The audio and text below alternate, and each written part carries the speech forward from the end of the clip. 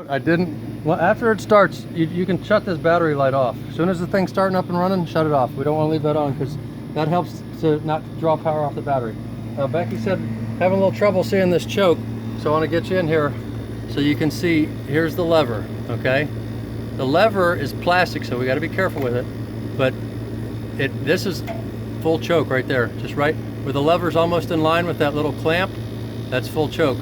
About the second clamp, if you move it over to above the second clamp, that's about 75% choke. And then when you push it all the way that way, that's choke off, okay? But what we want to demonstrate now is the hooking up of the twist lock connector for the power. So this guy, we've got several means to hook a power up to it. And one of them is with this big heavy gauge cord. And there's two places we can hook it up to, I believe. We've got our, and actually this is for a 120 volt twist lock connector, which this one's the bigger one, the 120/250 twist lock connector. And there's that guy right there, that's a 4-prong. See, this one was only a 3-prong. But we've got a 4-prong plug here. And this can only go in one way, and it's big and heavy. And we're gonna stick it in, and you can see one of these plugs has a little L shape on it. If you look at this plug here has an L shape. All the other ones are kind of flattened. One of these has an L shape. So it can only go into that one right there. And the idea is you stick it in and give it a little turn. That's why they call it a twist lock. Now it's locked in. If something yanks on it, it doesn't come out. And that's what hooks up this guy. So you have a 4-quad receptacle, and it's got reset switches on it.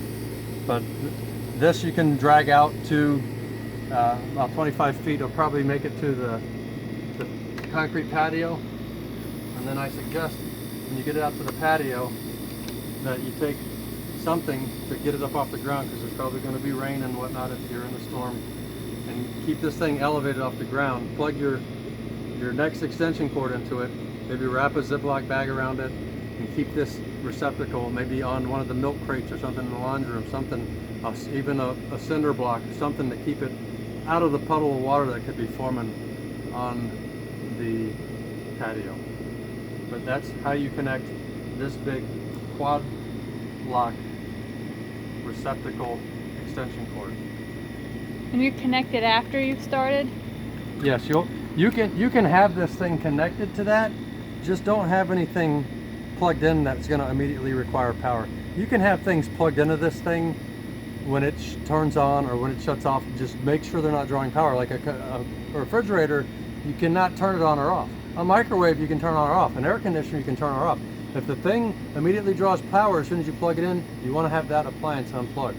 But if it's an appliance that you can manually turn on or off, you can leave those plugged in. Just make sure they're in the off position whenever this thing is started up or whenever this thing is shut down. Because it definitely could hurt the appliance if it's automatically running when the power is removed. And I believe the generator could also be damaged if you try to put a load on it right when it's starting before it gets the power up. We're going to do one last video after this, and that's just going to demonstrate how you can keep the battery fresh and charged, a trickle charger, in the off season when this thing's not being used. So we'll do one more video and be done.